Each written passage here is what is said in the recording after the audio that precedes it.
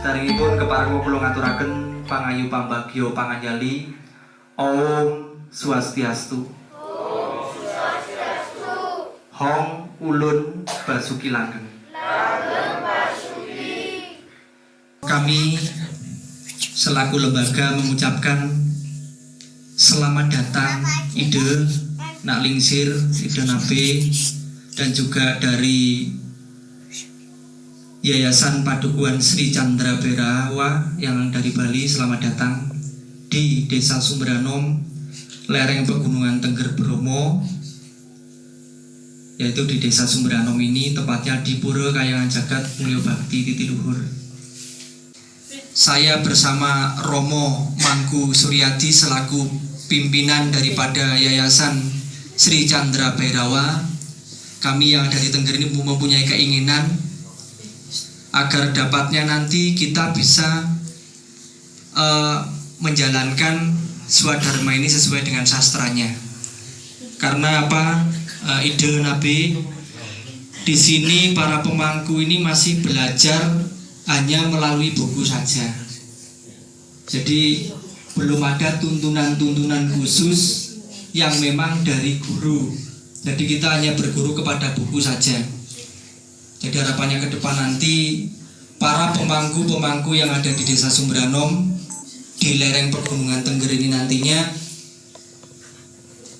itu mempunyai pencerahan ke depan nanti agar dapatnya bisa belajar, dan kami nanti mengharap siraman rohani dari Ide untuk penyejuk dan penyemangat untuk menjalankan dharma agama ini nanti ke depan. Izinkan saya ngatur penganjali umat. Om Swastiastu. Om Swastiastu. Ide Nak Lingsir, Ide Pandita Tukuh lagi Daksa Dharma Kiti yang saya sucikan, Ide Resi Putra Manawabo yang tiang sucikan, Romo Dukun yang tiang sucikan, para pemangku baik dari Yayasan Sri Chandra Bhairawa maupun para pemangku ring Sumber Anom yang tiang hormati, para umat di Sumber Anom yang tiang cintai dan tiang banggakan.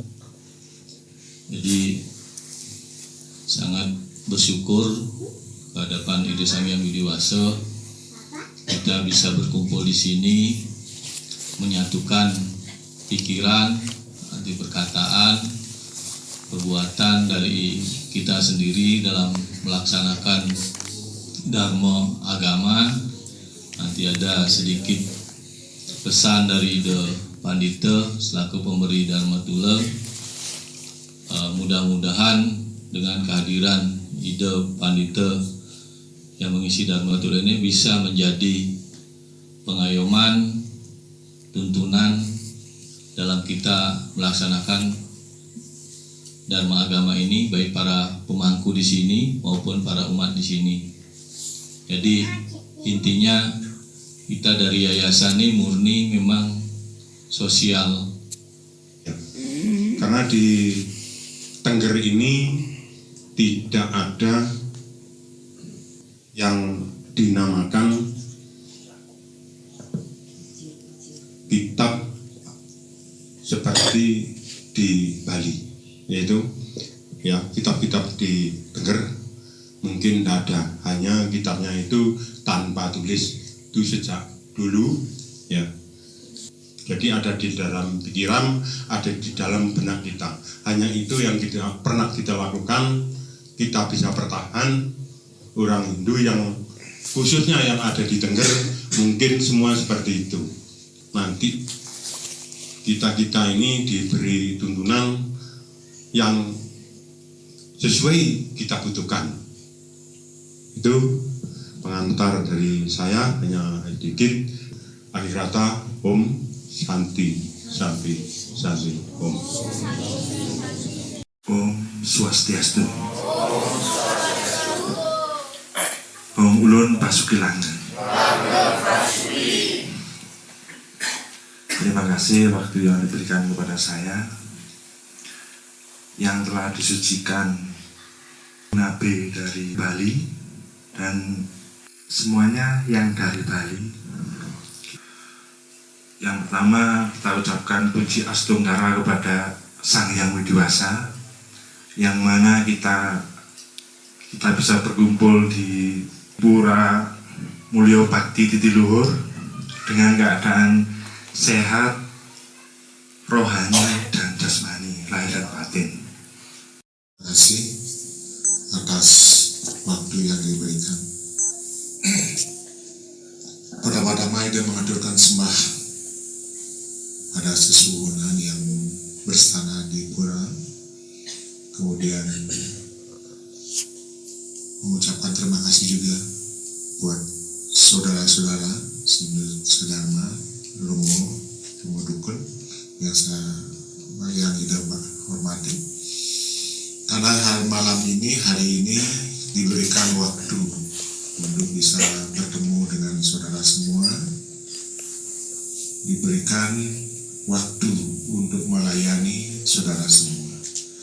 Sebelum kita melanjutkan, mari kita bersama-sama mengucapkan panganjali umat. Om Swastiastu.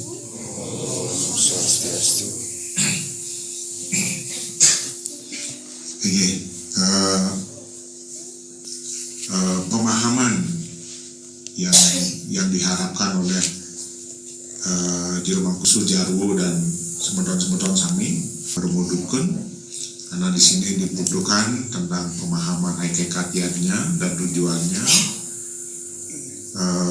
pemangku, tatanan pelinggih dan upakara. Jadi tidak mulai dari hakikatnya dan tujuannya. Saudara, selama ini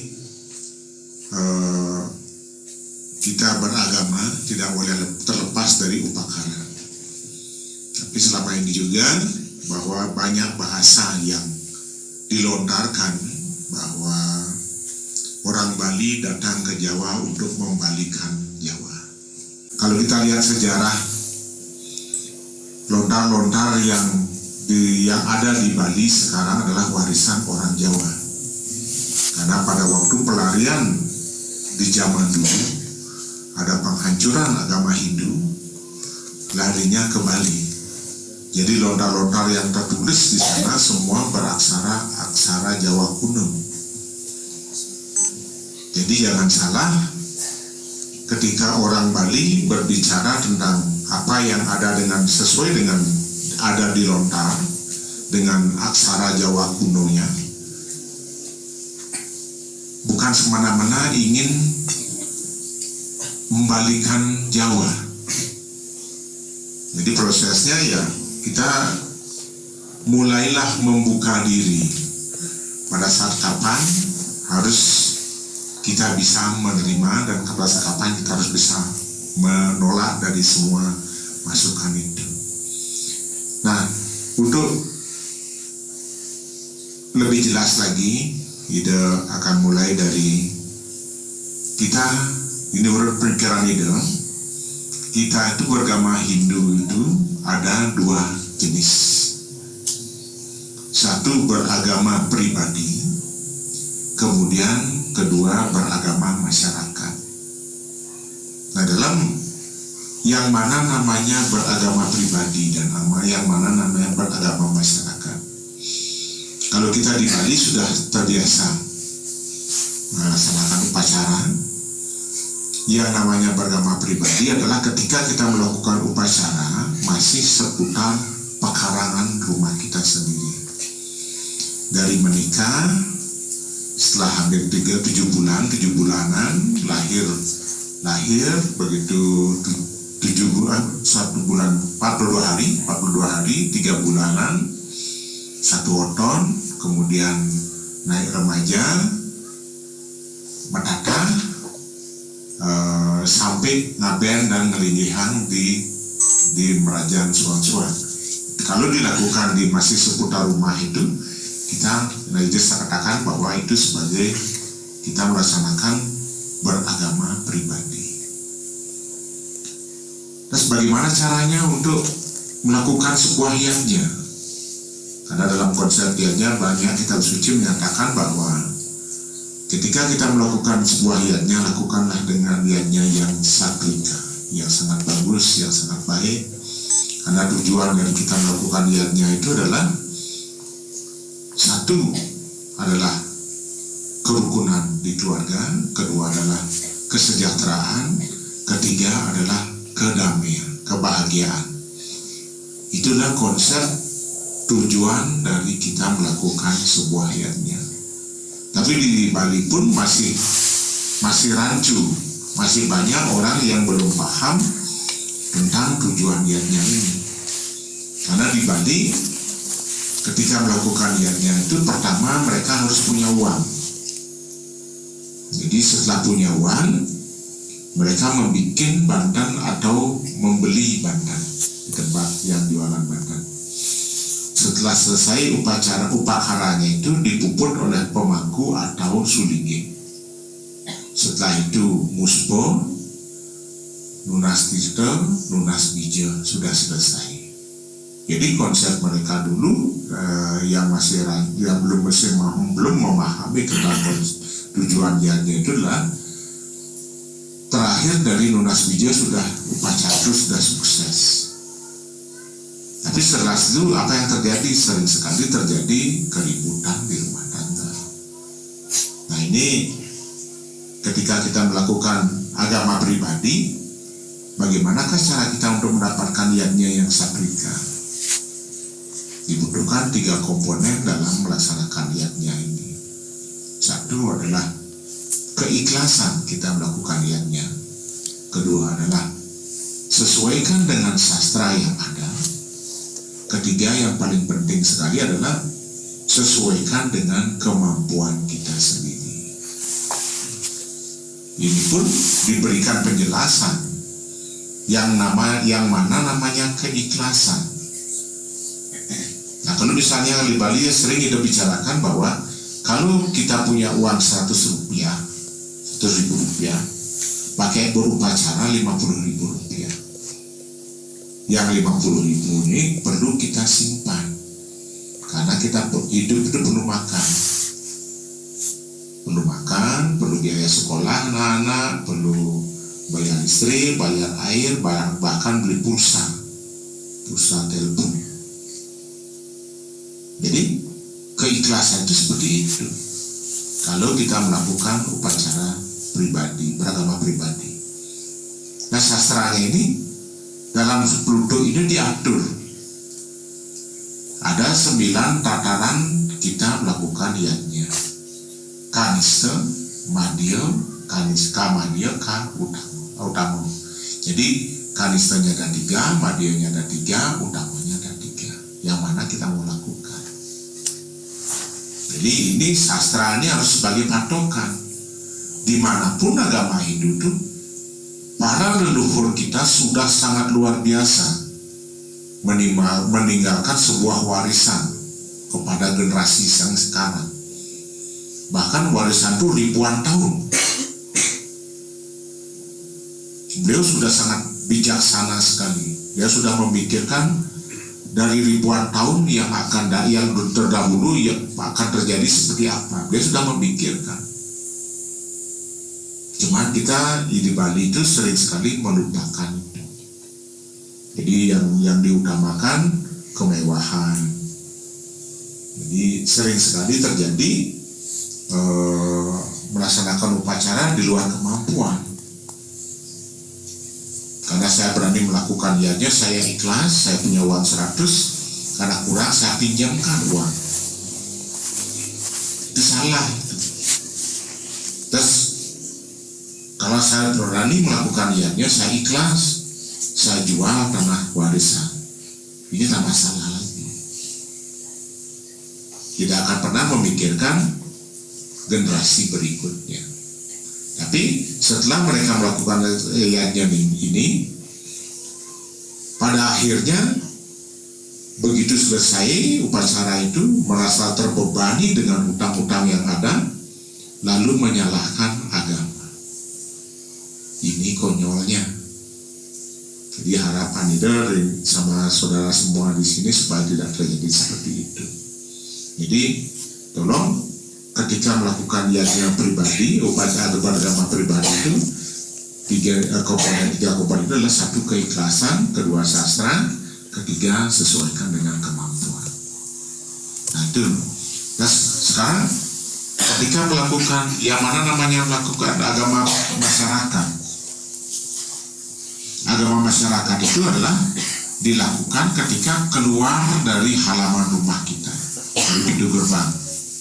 Kalau di Bali ada kayangan 3, ada dadia, pura dadia namanya, pura keluarga, pura kawitan, begitu ada kayangan jagat. Nah bagaimana caranya untuk mendapatkan yajna yang satvika? Juga dibutuhkan 3 komponen dalam hal ini. 1, keikhlasan. Itu keikhlasan. Tetap nomor 1 itu adalah keikhlasan. Kemudian yang nomor 2, sesuaikan dengan sastra. Jadi tetap patokannya sastra yang kita sebut sebagai penutup. Yang ketiga, penting sekali adalah kesepakatan. Nah kesepakatan ini dalam beragama masyarakat yang sangat penting. Misalnya, contoh misalnya nanti di pura ini akan ada upacara pemelaspas. Dari sekian umat, pada waktu rapat pertama akan mengeluarkan dana sebesar berapa. Di sini pasti akan terjadi perdebatan. Saya berani 100, saya berani 200, dan saya berani 1 juta. Terjadi perdebatan masing-masing anggota masyarakat di sini. Tapi setelah perdebatan diputuskan, kita sepakat akan mengeluarkan masing-masing kakak 1 juta itu contohnya. Bagaimana setuju? Nah setelah pulang dari rapat ini tidak boleh memperdebatkan masalah itu lagi. Jadi harus diikuti kesepakatan ini dan nikmati proses yajna ini. Nah itu sepintas dulu tentang hakikat yajna, tentang agama, kita beragama. Tapi ini perlu dipahami oleh sangat sami semua sini yang ada di sini, bagaimana tentang menumbuhkan keyakinan. Ini penting sekali, bukan hanya untuk untuk beragama masyarakat, untuk diri kita sendiri juga sangat penting sekali tentang menumbuhkan keyakinan kita sendiri. Misalnya ini Saraswati akan dipelas-pelas. Kalau saudara semua merasa yakin bahwa upacara ini akan berjalan lancar, jangan pernah berharap, artinya walaupun tidak punya uang, ketakutan, yaknya ini tidak akan berjalan. Yaknya ini pasti akan berjalan. Kalau keyakinan kita sudah kuat, kalau semua saudara di sini mempunyai keyakinan yang kuat, yakin saja pasti akan berjalan. Prosesnya kita tidak pernah perlu tahu, itu proses alam. Entah orang datang bawa dana, entah orang datang bawa badan dan lain sebagainya. Jadi kunci dari sebuah apapun yang akan dilakukan, jadi yakin saja. Tapi ketika ketakutan, apalagi ragu saja sedikit sudah gagal. Kalau kita sudah ragu, sedikit saja ragu sudah gagal, apalagi ketakutan. Lebih besar lagi wujudnya akan menyebabkan sebuah kegagalan. Nah, itu sedikit tentang hakikat iatnya, bagaimana kita harus melakukan iatnya dengan keikhlasan, kemudian dengan sastra. Kita harus tetap bertakwa kepada sastra. Kemudian yang ketiga adalah kalau beragama pribadilah kemampuan, seberapa kemampuan kita. Nah, itu tentang tujuan dari hakikat iatnya dan beragama pribadi dan beragama masyarakat. Nah, sekarang lanjut lagi Nesir tentang bakti atau bantan yang selama ini mungkin banyak rancu di sini. Di satu tempat, di tempat mana saja, biasanya pasti akan ada sebuah proses rekam jejak. Rekam jejak itu sangat penting sekali untuk diingat kembali. Cuman misalnya seperti di daerah Jawa terkenal dengan cok bakal. Cok bakal. Ini yang perlu dikembangkan. Cuman sekarang tambahannya baru carikan di Bali. Jadi badan pokoknya, upacara pokoknya harus dilakukan dengan konsep Jawa. Coba kali itu adalah sesajen sesuai dengan yang ada di Jawa. Tapi begitu semua lontar dibawa ke Bali, dikembangkanlah di Bali. Sekarang coba kali itu sebagai inti dari Banten ini yang ada, itu biasa pakai tumpeng, melapas pakai tumpeng, ngaben pun pakai tumpeng dan lain sebagainya. Cuman sekarang ditambahkan sesuai yang ada di Bali. Jadi badan pokok tetap yang coba kali ini, tapi badan tambahannya baru diambil dari Bali untuk melengkapi. Karena yang itu upacara itu harus penyempurnaan, harus terus dia berevolusi mencari yang sempurna. Karena kita katakan tadi, seperti yang kita ceritakan tadi itu, bahwa akan muncul sebuah keajaiban, akan muncul sebuah perubahan alam di sini ketika selalu upacara itu disempurnakan. Bukan maksudnya membesar-besarkan upacara, enggak, tapi disempurnakan. Kalau di sini misalnya nanti bisa berupacara, tolong sempurnakan. Jangan takut, jangan ragu, yang penting sastra. Jadi seperti yang Romo Dukun katakan, cuman susah sastra tidak tertulis. Iya. Cuma susahnya sastra tidak tertulis, beringat-ingatan. Ya ini yang perlu diberikan tambahan. Karena pada waktu kemarin kita sebagai pengraja karya, sebelum itu mereka minta pada Ida supaya mau jadi pengraja karya. Sebelum Ida mengiyakan, Ida kasih mereka dua syarat.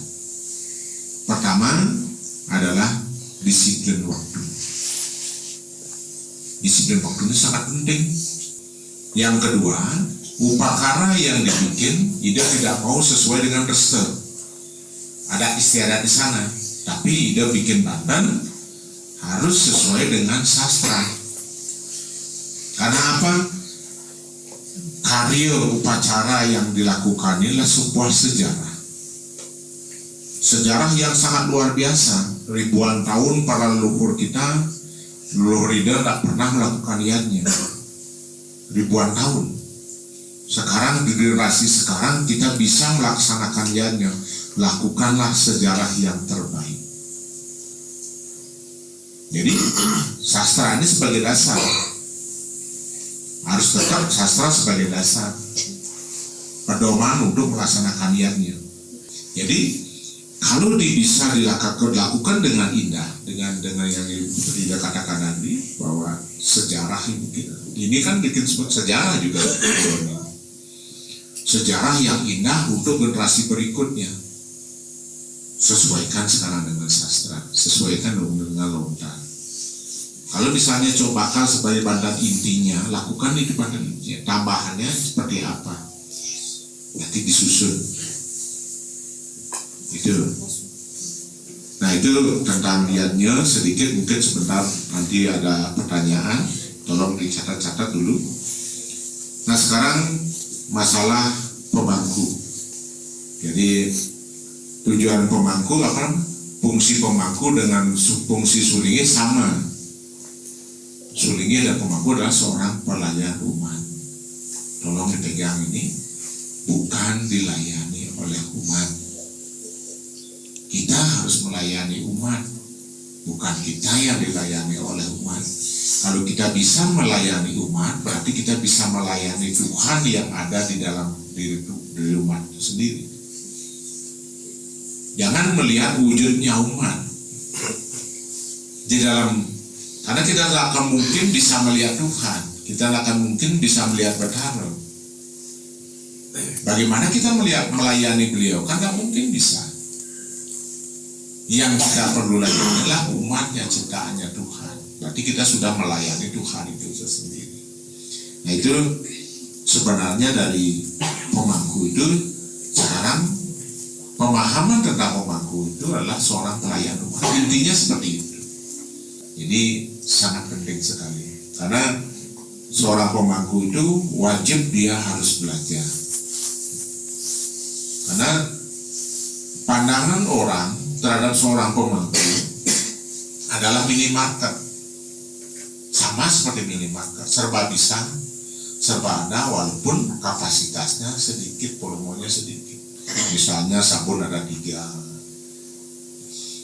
anduk ada 1, semua ada, cuma sedikit. Tapi itulah pandangan masyarakat terhadap seorang pemangku. Kalau pandangan masyarakat terhadap seorang sulingi adalah supermarket, serba ada, serba banyak, serba bisa.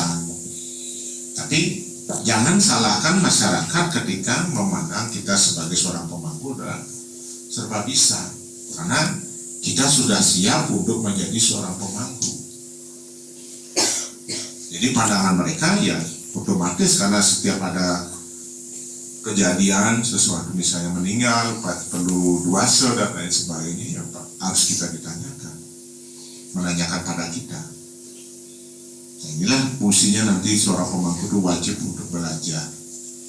Jangan pernah tidak belajar. Belajar itu penting sekali. Nah, dari tataran pemangku ini ada bermacam-macam pemangku. Dari pewintanan dulu. Pewintanan itu ada banyak pewintanan. Pertama, pewintanan sari atau bunga. Itu bisa dilakukan kalau di Bali. Pewintanan ini bisa dilakukan oleh seorang bayi yang berumur 3 bulan. Tidak pernah ada rerajahan. Bahkan orang tua pun boleh pewintanan sari. Karena itu tahapan. Kemudian ketika seorang ingin belajar tentang sastra, tentang sastra aksara Jawa, aksara Bali, mantra, dia wajib untuk melakukan pewintanan Saraswati. Setelah pewintanan Saraswati, tahapan berikutnya ketika mendapat tugas sebagai seorang pemangku, seorang undagi tukang, seorang usada, seorang pengobatan, atau mungkin seseorang yang ditugaskan khusus untuk memandikan mayat. Ini pewindanannya ditingkatkan lagi menjadi pewindanan daseguna.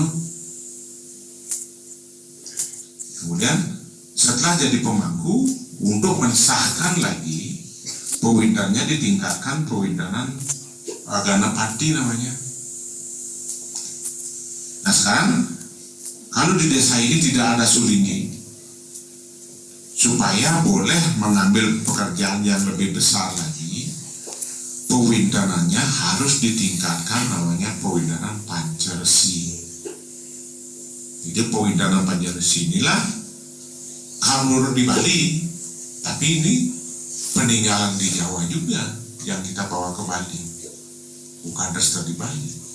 Artinya pewindanan Panceresi ini wajib dilakukan ketika akan mengambil tugas yang sama seperti sulinggi, boleh mantap bangkit dan lain sebagainya, upakara-upakara yang besar.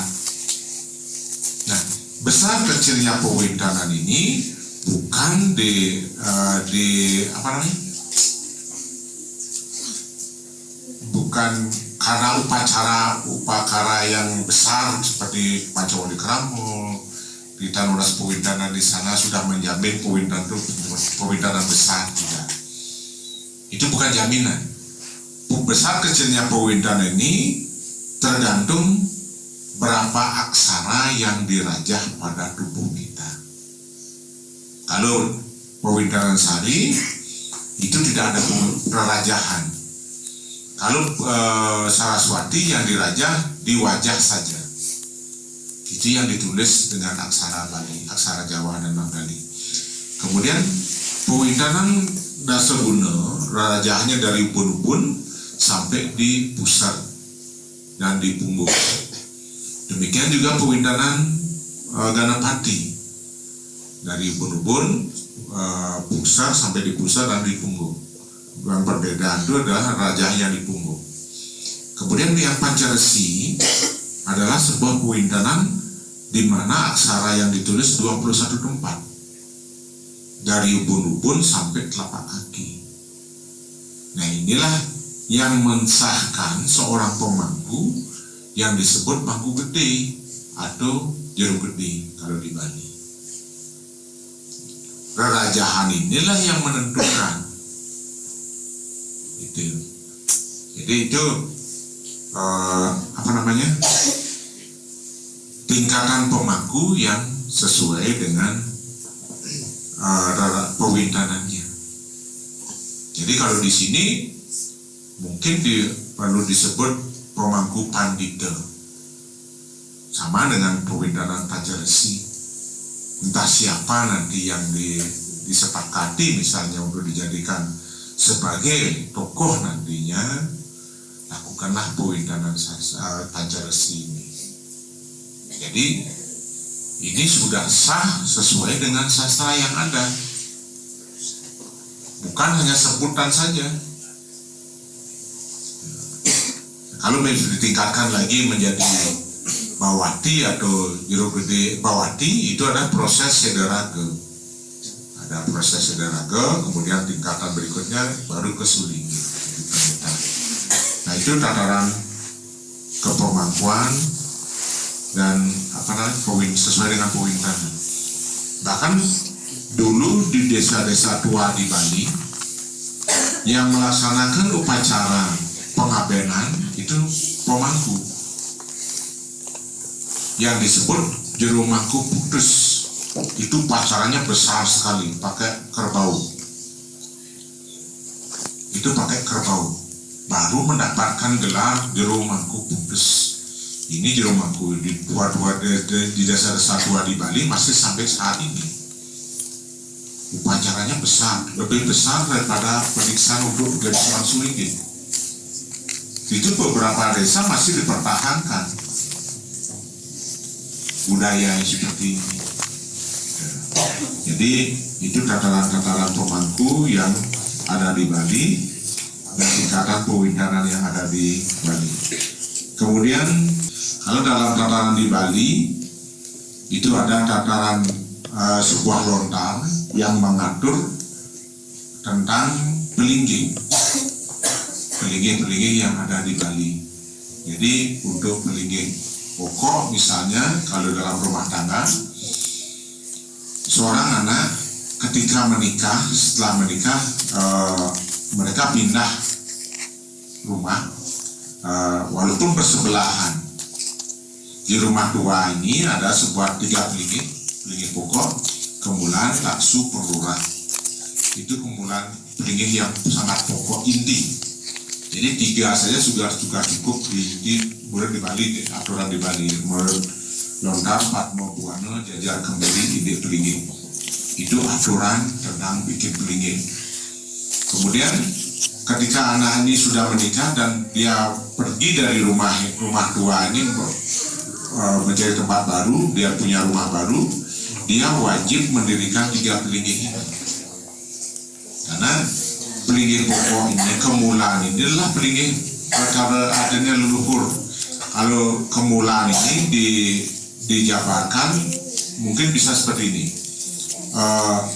Ketika kita meninggal, orang tua meninggal, setelah diaben di Bali, setelah itu ada proses penyekahan. Setelah proses penyekahan, beliau sudah berubah menjadi Bathara Hyang, bersanalah di kemulan. Itu pemujaan para leluhur. Kalau dalam tataran kita katakan bahwa yang bersana di sana adalah leluhur. Kemulan kemudian bisa dikatakan bahwa tempat stananya Trimurti, Brahma, Wisnu, Siwa. Jadi kalau tataran leluhur, yang di kanan itu adalah Purusa, yang di kiri adalah Pradana, yang di tengah adalah Siwa. Atau gini, Atmo, Siwatmo, para Atmo. Artinya Atmo adalah sebelah kiri, Siwatmo sebelah kanan, Paratmo di tengah. Lalu kita tingkatkan lagi menjadi tataran Trimurti, Brahma di selatan, Wisnu di utara, Siwa di tengah. Lalu kita katakan ke Tripurusa, Siwa di selatan, Sada Siwa di utara, Parama Siwa yang di tengah. Jadi kemulan itu sudah komplit. Kemulan itu sudah komplit sekali. Kalau mau kita katakan itu pura penjenengan boleh. Kalau kita katakan pura kawinan juga boleh. Ini untuk ke depan, karena selama ini kita sebagai pemuja leluhur tidak punya stana beliau. Padahal kita semua yang hidup ini adalah calon-calon Bathara yang buruk. Kita yang hidup ini, kita meninggal, setelah meninggal diupacarai dan kita distanakan. Karena tidak akan mungkin karena kita terlalu buruk, belum bisa saatnya untuk bisa bersatu dengan Tuhan. Upacara ini kan sebuah permohonan, bagaimana kita melakukan upacara memohon permohon pada Tuhan supaya roh yang meninggal bisa menyatu dengan beliau. Tapi kenyataannya ya masih ngambang. Jadi perlu juga itu sebagai pertimbangan bagaimana dalam konsep yang seperti yang kita katakan tadi, kita tidak ingin membalikan zaman. Jadi alangkah baiknya salah satu pelinggi itu yang dirubah, bikinkan candi. Di sana leluhur-leluhur kita semua yang ada di desa ini disanakan di sana dan diodalkan pada saat diodalan bersama-sama. Misalnya Saraswati, kan dulu Saraswati juga. Jadi roh leluhur kita punya stana. Karena kalau kita katakan bahwa Padmasari itu apakah stananya Bathara leluhur? Tidak. Stananya beliau, pelingginya adalah kemulan, roh 3. Itulah pelinggi Bathara leluhur kita semua, atau yang guru kita.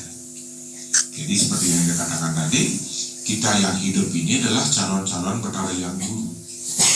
Bagaimana kedepannya untuk bisa menyempurnakan, seperti kata Ida tadi bahwa proses yajna, proses upakara selalu adalah proses penyempurnaan.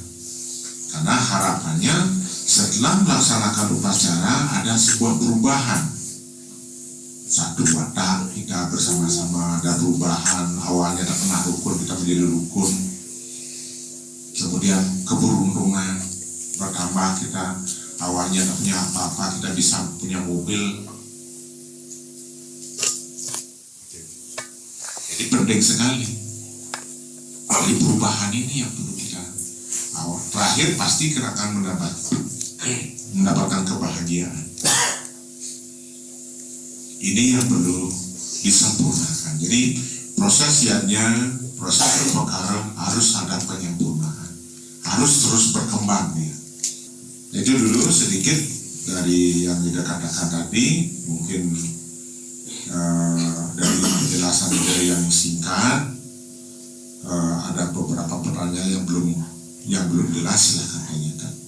Ini saya kembalikan dulu pada pembawa acara. Terima kasih.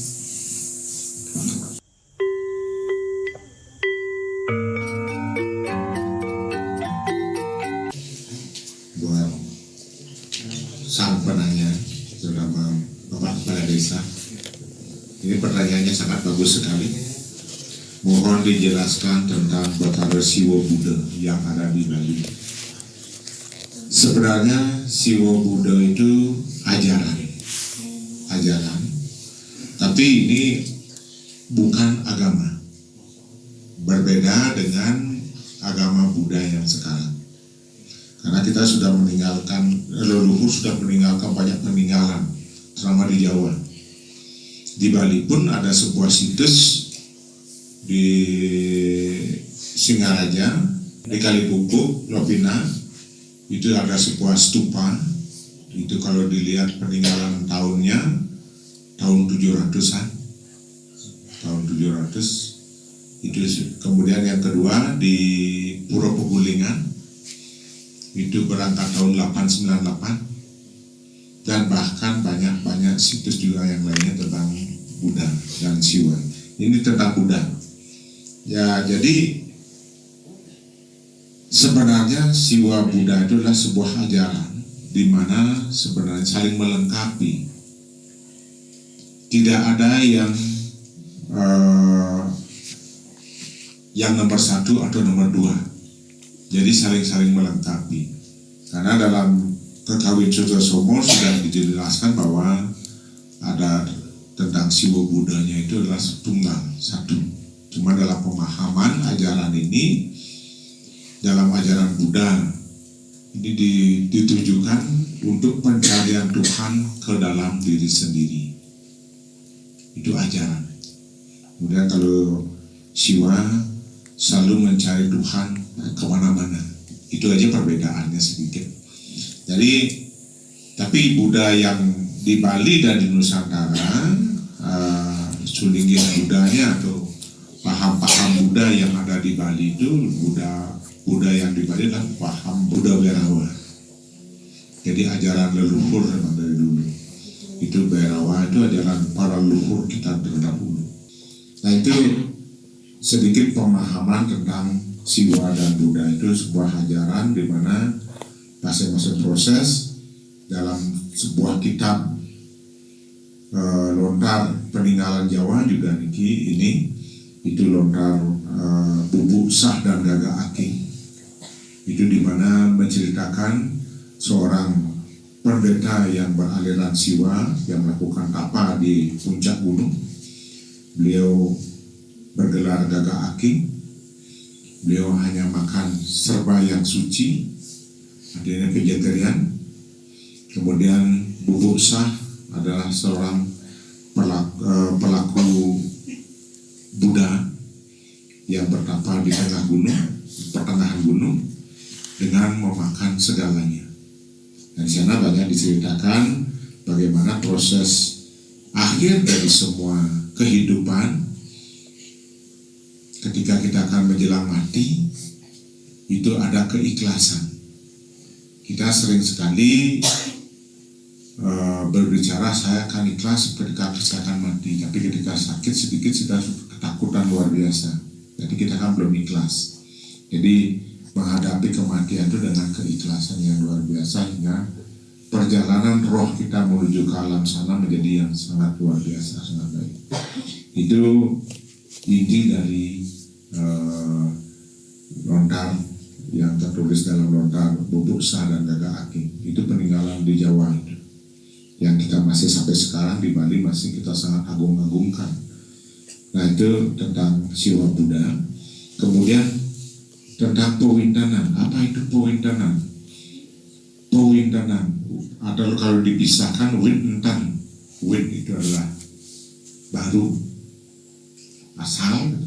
Entan itu tersadarkan, baru kita tersadarkan. Jadi proses pewindanan adalah sebuah proses penyucian diri, secara rohani. Proses penyucian diri secara rohani. Kalau kita mandi, membersihkan diri secara jasmani. Kalau pewindanan itu adalah dilakukan dengan penyucian diri dengan rohani, penyucian diri secara rohani.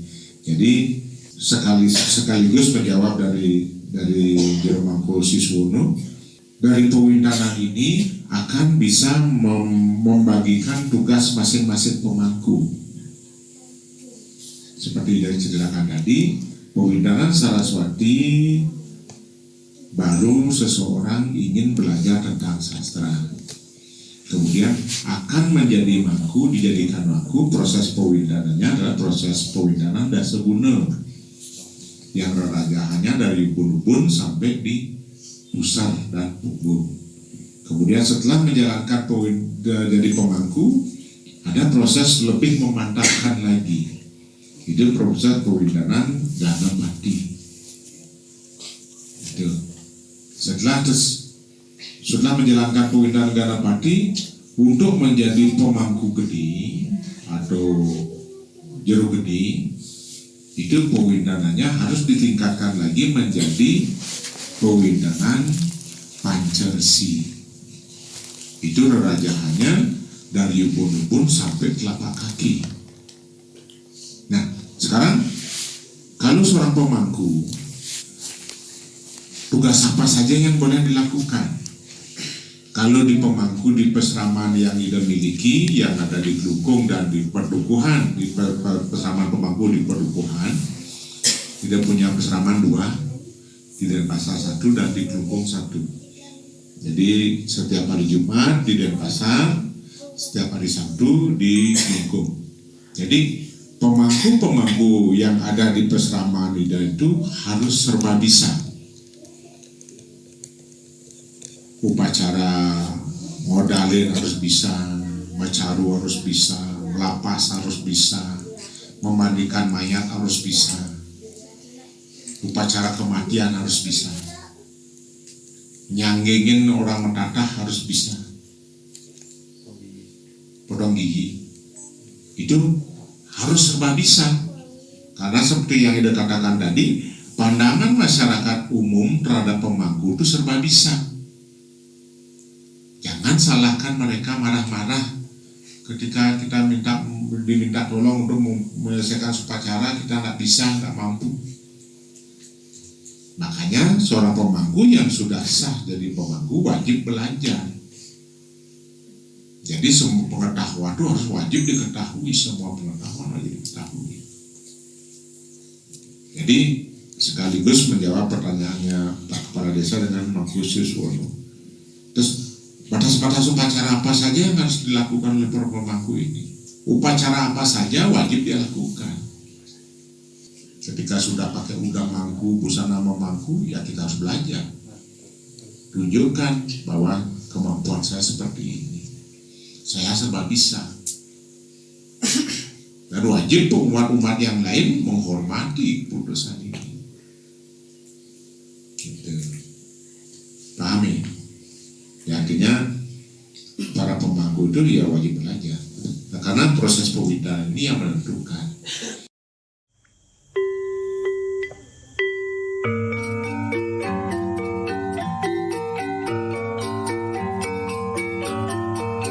Ketika melakukan tugas di Serati, tolong lakukan dengan apa namanya? Dengan ikhlas, dengan bergembira. Karena begini, dulu leluhur kita mungkin tidak banyak yang tahu, tetua-tetua kita, tentang kitab suci. Kalau dia tanyakan pada kakek yang bukan seorang pemangku, yang bukan seorang pendeta, apa kitab suci kita? Dia pasti mengatakan tidak tahu. Hanya orang-orang tertentu saja yang tahu. Tapi kalau menurut mereka, kitab suci orang Hindu adalah Banten sesajen. Karena apa? Ketika mereka melakukan bikin sesajen, disinilah aturan yang luar biasa. Satu, bikin sesajen tidak boleh marah, tidak boleh berkata kasar, tidak boleh bercerita jorok. Harus melakukan itu di posisi duduk yang baik, tidak boleh menonjolkan kaki. Aturannya banyak sekali. Padahal kalau bisa bersimpuh seperti itu, duduknya itu kan sebuah prosesi yoga yang tanpa disadari. Sama halnya seorang pemangku. Coba duduk mangku itu tegak ketika menggunakan gendong. Pikiran hening. Lakukan pemujaan dengan lafal, dengan bagus misalnya. Mantra-mantra semua apa, sehingga bisa bervisualisasi, bisa membayangkan Tuhan. Tanpa disadari air kundalini kita akan naik. Orang tanpa disadari, kalau dulu tegak saja mau melakukan, jangan bungkuk gini, nggak boleh. Tegak melakukan pemujaan pemangku. Pada waktu mengucapkan mantra pengundangan dewa, menurunkan dewa, tidak main-main itu, tidak main-main. Kalau orang mungkin orang berniat jahat, kita tidak perlu melakukan perlawanan, dia mental sendiri. Sama halnya ketika melakukan seorang serati bikin bantan. Aku dengan indah nyanyi apa misalnya kidung Jawa, apa yang bisa sambil berkidung, mengidungkan tembang-tembang Jawa yang dipahami, yang menuju ketuhanan. Jadi indah.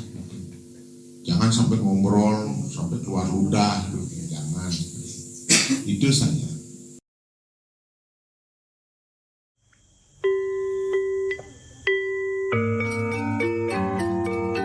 Eka Jati adalah sebuah proses di mana seseorang yang diwintankan untuk berubah menjadi seorang pemangku.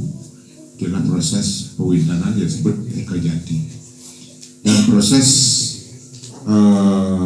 untuk proses menjadi Sulinggih ada proses Dwi Jati. Artinya Dwi Jati itu adalah lahir yang kedua kalinya melalui proses upacara dan sastra. Jadi seorang pemangku adalah hanya sebatas Eka Jati, masih dalam proses yang dilahirkan oleh orang tua sendiri. Jadi itulah proses Eka Jati. Jadi kalau mau meningkatkan lagi diri untuk menjadi seorang Sulinggih, ada sebuah proses Dwi Jati, di mana sebelum di Dwi Jati ada proses Sederaga, ada proses kematian yang dibikin oleh Nabi, yaitu badan mungkin kaku, tapi kesadaran sudah hilang. Nah setelah dibangunkan lagi oleh Nabi, terbangun inilah. Setelah itu ada proses penampakan. Berubahlah status seorang pemangku menjadi seorang Sulinggih dengan proses Dwi Jati. Itu. Nah, pertanyaan yang tadi supaya tidak rancu antara yang belum jadi Dwi Jati tiba-tiba mengaku sudah jadi Dwi Jati. Nah ini yang dinamakan dalam sastra di Bali disebut nyumuka. Nyumuka itu menyombongkan diri. Efeknya sangat buruk. Efeknya sangat buruk sekali. Bahkan dulu kalau ada seorang dosen yang belum mediksa, belum jadi Sulinggih, harus mengajar Sulinggih di sekolah. Efeknya sangat buruk sekali dulu. Tapi sekarang sudah mulai seorang dosen sudah jadi Sulinggih dulu baru mengajar Sulinggih. Nah itu jadi efek efek dari Nyumuko itu sangat buruk sekali. Bahkan sering sekali mendengar bahwa ada melanggar pantangan atau perintah Ida Nabi, ini pun disebut Nyumuko. Misalnya anak belum berhak untuk menjadi seorang nabi, tapi sudah mengambil pekerjaan nabi, sudah mengangkat tanah, tanpa ada pemberian para nabi, dan itu juga disebut Nyumuko. Nyumuko ini luar biasa, dosanya luar biasa, efek buruknya sangat luar biasa. Sekarang sih enggak terjadi, 1 bulan 2 bulan enggak ada masalah, tapi berikutnya pasti akan hancur. Kalau berani kita sudah mengakui kita belum saatnya jadi Sulingi, kita sudah mengatakan diri sebagai Sulingi, itu namanya Nyumuko. Itu Pak.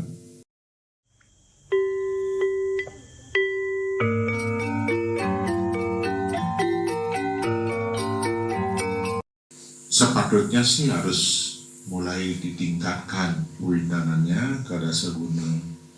Nah, kalau seandainya nanti pas biodalan itu pas ini bisa dilaksanakan, sangat menjadi bagus sekali. Tapi sebelum itu para pemangku di sini sudah menata potong gigi? Belum. Nah, ini yang perlu harus dikembangkan. Karena apa?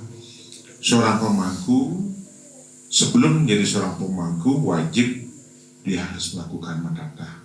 Kenapa? Karena apa? Karena harus bisa menghilangkan simbol keraksasa. Taring ini adalah simbol raksasa yang dibawa oleh umat semua. Jadi ada proses menghilangkan sifat raksasanya ini dengan proses menata, potong gigi. Itu bisa dilaksanakan pada saat melapas. Jadi konsep yadnya itu bisa menyatu semua. Artinya dari manusia yadnya, dewa yadnya, Buddha yadnya, kecaruannya juga ada. Itu Buddha yadnya, resi yadnya itu dengan proses pewindanan. Jadi pancayatnya dalam konsep Oda karya yang akan datang itu, kelima pancayatnya, kelima yadnya itu bisa dilaksanakan dalam waktu sehari. Nah itu.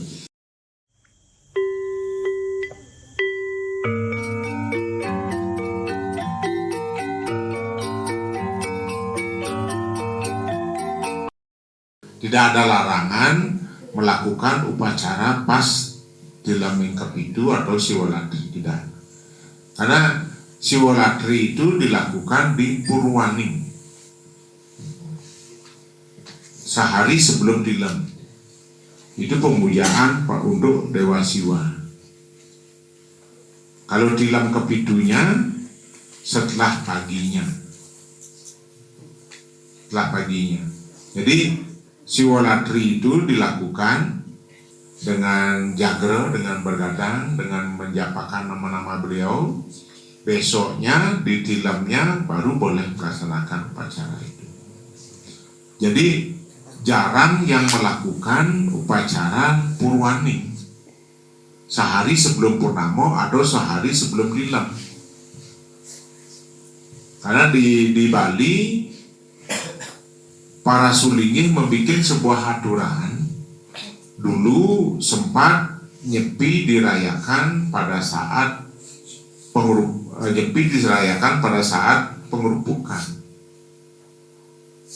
Jadi tidak boleh sebenarnya. Jadi Purwaning itu tidak diperbolehkan oleh para Sulingi. Setiap tahun berapa itu ada peparuman, sehingga dirubahlah hari penyepian itu pas jatuh pada hari tilamnya. Tahu ragungnya di tilam, itu sehari setelah tilam baru melaksanakan penyepian. Karena pada waktu dulu pengerumpukan itu dilakukan pada saat Purwani. Purwani sehari sebelum tilam.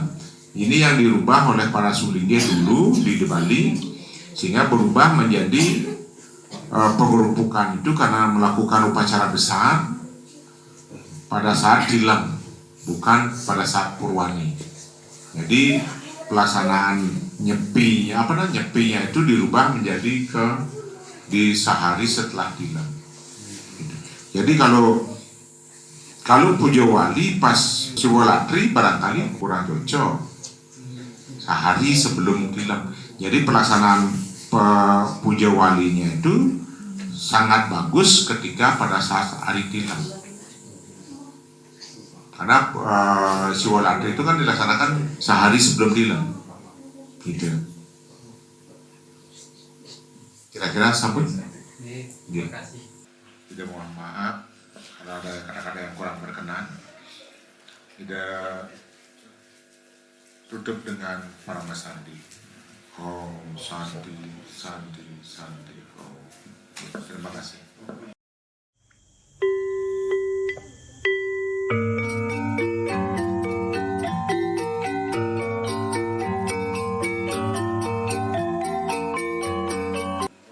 Dan juga mohon restu pada genapi. Harapannya semoga lancar, umat di sini juga rahayu semuanya, dan Ida Nabi bisa mutus karyanya di sini nanti. Harapannya seperti itu. Terima kasih sudah hadir di Pura Mulya Bakti Ritiluhur. Mudah-mudahan ke depan juga umat di sini masih membutuhkan siraman rohani ini bisa terwujud, baik fisik pura dan juga ritual-ritual keagamaannya nanti. Kiranya cukup sekian. Terima kasih dan Nabi. Saya akhiri dengan Astawa Parama Santi. Om Santi Santi Santi Om. Hong Ulun Basuki Langgeng.